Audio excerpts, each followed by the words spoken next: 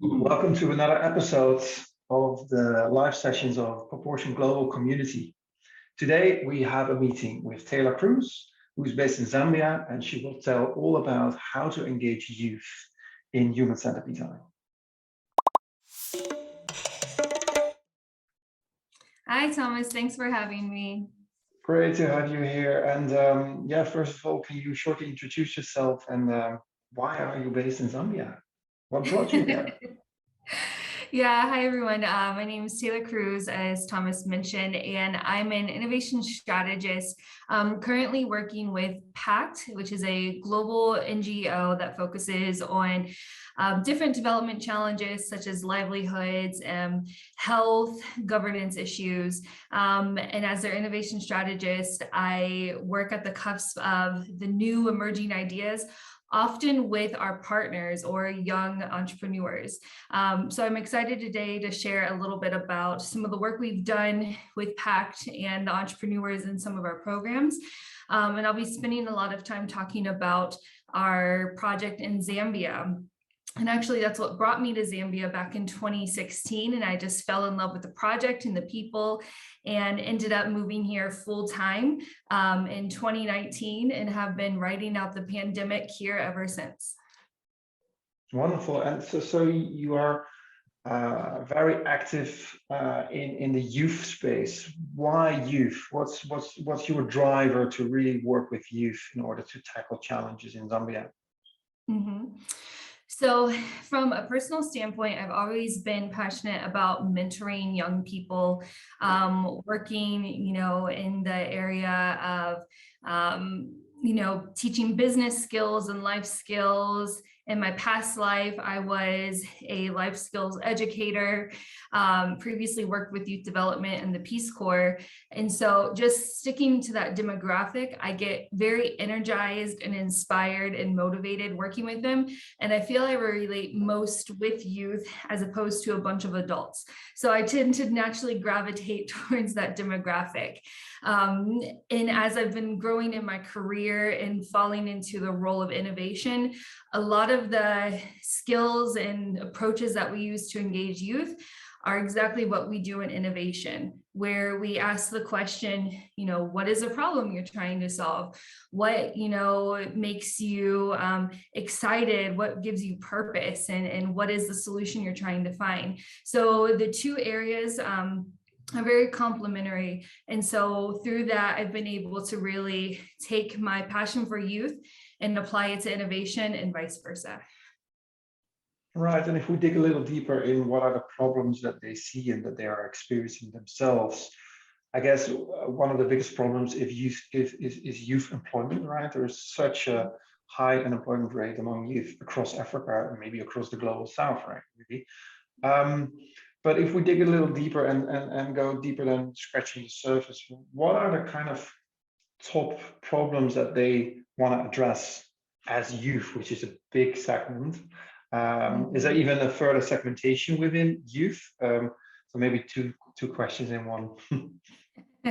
Yeah, youth is very cross-cutting, and it's just like saying gender. You're talking about a large group of people. So I would say my focus, and not to speak on any other sector, has really been around economic and livelihoods. Looking at the biggest challenge that you see facing youth today is getting a job. Really, it comes down to that is, we pump all of these education programs into youth and tell them to be leaders and aspire to, do great things. And then they graduate and then they're stuck in this waithood period where they're not quite an adult yet, but they're definitely more mature and no longer children. So that's why you see the youth demographic, especially in Africa, can creep all the way up to the mid 30s, because they're still stuck waiting to find their job, to find their purpose. And so the focus around innovation is helping them, find that solution, untangle, the unknown, and try and create their own opportunities, whether it be in their community as community advocates and leaders, or being entrepreneurs, or being just, professionals and successful people within, a traditional job. Right. So and so what is the type of skill sets, or what is the type of offering you have then for youth, and what works and what didn't work? Mhm.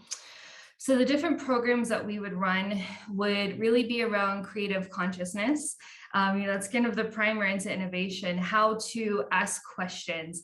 What I've noticed a lot in, the global South is the type of curriculum that they're taught in schools is to be very obedient, don't talk back, don't ask questions. And so when you tell them, no, challenge me, challenge my authority, it's very uncomfortable in the beginning because you're trying to get their brain to think, and you want them to test the authority to say, how do you know for sure this is the right way? And so teaching those very important life skills such as critical thinking, I think, is the number one issue that we try to address in the beginning. Then the other one from kind of the more higher level is the ability to pitch an idea, to talk with a wider audience, and being able to storytell and convey a message. So working with them to go from, here's my business idea, but give me the facts, give me the numbers, give me the viability of it, so that way you can bring others on board and maybe find other partners. So it's really helping them to be able to communicate the idea once they have it.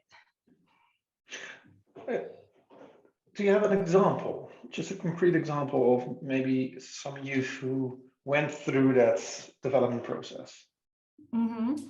Yeah, so I can share two. The biggest one is working with the Lumino reusable pads project in Zambia, which I'll be talking a lot about on our session tomorrow.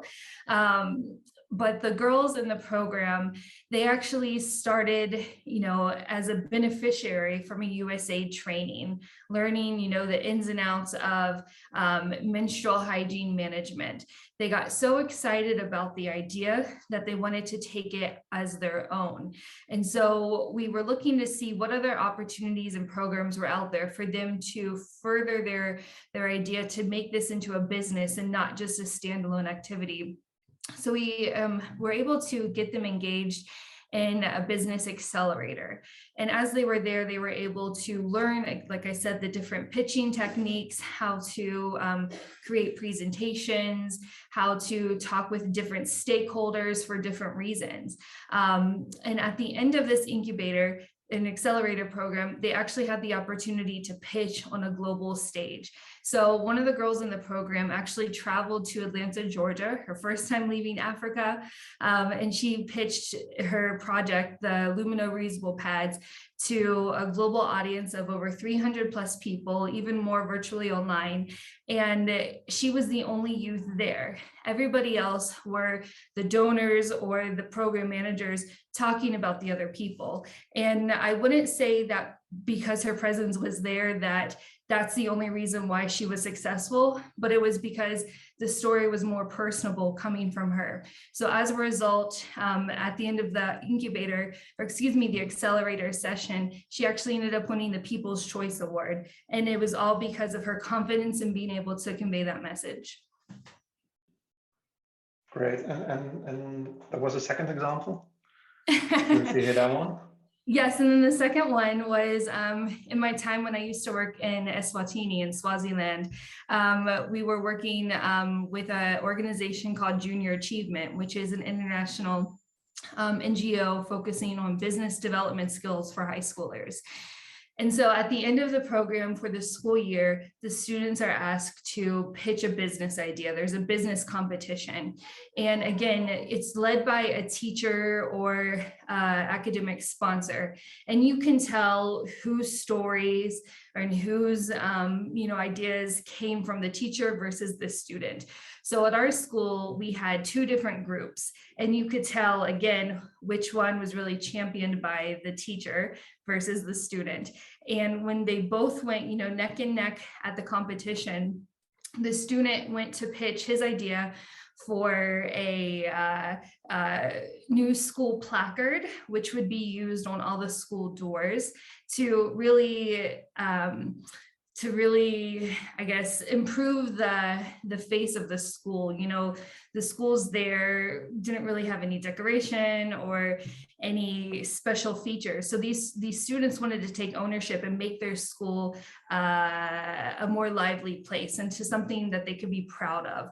And so they engaged with a local printing company to print school or placards for their school buildings, you know, men's restroom, women's restroom, computer lab, and so on, in their school colors and different designs. Whereas some of the other business ideas at that competition were floor polish or compost, stuff that has always been repeated year after year. So this was a really new and unique idea by the students, because they saw the need in their own school, walking down the hallways day in and day out. And when they pitched the idea, they won the best business pitch. And then the person who was pitching the idea won the best CEO. So you could tell again the difference when it comes straight from the passion of the youth versus, here, take this idea, and it may not be yours, but because I'm an adult, do it. And you really see, you know, where the ownership lies. Yeah, that's great. So it almost sounds easy to run these kind of incubation or accelerator programs with youth. I assume that there are also many challenges if you run these programs. So I'm just curious if you have any tips and tricks for our community of practice, right? So we are a community with human-centered designers, innovators across the global south, who in most cases are youth themselves, or just between 35 and 45. But they are innovation professionals. So what kind of tips and tricks do you have in order to kind of convey innovation expertise to youth? What works and what doesn't? What can we all do as individual professionals, or maybe as a collective? Any thoughts? Yeah, I would say don't underestimate the power of our community. I feel like as innovators, we're very tight knit because we understand each other. And so just being able to connect with people regardless of their age is something not to be overlooked. Oftentimes when you're meeting and working with these youth entrepreneurs and youth innovators and designers, they're starting out, they're coming from the beginning. So while they may, you know, boast this energy and confidence, like they're really excited to jump on an idea, you know, someone with experience knows that, yes, after you finish, you know, maybe an HCD cycle, or you've gone to pilot and you're ready to implement an idea, or you feel like you've done all your market research and you have all the answers, you know, as good as anyone that after some time things change. And so what happens after a program ends, or a boot camp ends, or a training session ends? Those youth are going to need to go back and ask questions and find resources, you know, even for something as simple as, you know, how do I create an MOU for a new partner? So I would say as innovators, you know, it's our job to pass down that experience and that knowledge, not just to connect people and make those connections in the network, but also, you know, as teachers to help upskill them.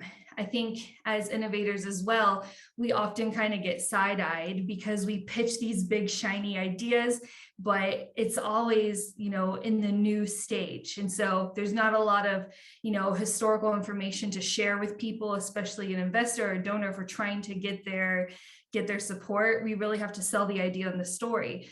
So for a young person, it's often hard to get an investor or larger stakeholders approval because they see them as an experience. So if we can support them again with credibility, even helping them with the professionalism of a pitch deck, you know, checking for language, checking for typos, you know, using our own graphic design skills just to polish it up and make it, you know, a little bit more professional. Those little skills and tips can go a long way when trying to validate a young person and get them in front of the right people. Okay, so I indeed think that mentorship is crucial. but also for innovation professionals. Do you expect that to be like a pro bono mentorship that we should offer to a couple of youth in each of our environment? Or do you also think there might be a commercial proposition in kind of capacitating the youth? And if so, who would be the paying customer for these kind of services? hmm Oh yeah, no, I think youth definitely should get paid.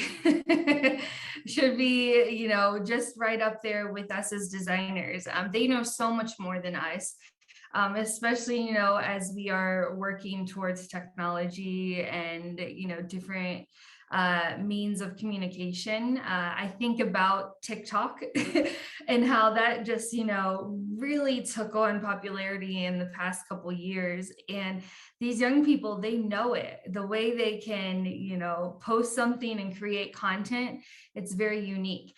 The way they talk with each other and know the trends, and this happens in every generation. It's not new, but I really think that youth adds so much value to a design team that making a space for them, not as an intern or a volunteer, and not as you reaching down, but really including them in a formal design process will only uplift your project. They, make up almost the majority of the population, and they experience the majority of the world's problems. And so if you're going to design a solution, they're more than likely going to be an end user in some shape or form. And if not, they're eventually going to be the people that, will as adults. So why not engage them now? So I think having youth brought on early, not just as, youth engagement, but youth led, will only uplift a team. This is an interesting, different perspective. I mean, I initially thought the youth, if they need innovation mentorship and support, they might be the customers of innovation professionals, maybe paid by someone else. But you actually say, no, they are our partners in the projects that we implement. And okay, that's a really interesting insight. Thank you for sharing that. And let's not provide everything away in this call. Let's save some of your insights for our upcoming session. So if you're listening to this video and want to participate, then do join us and sign up at proportional.global/community. Thank you so much, Taylor, and see you in our live session tomorrow. All right, thanks.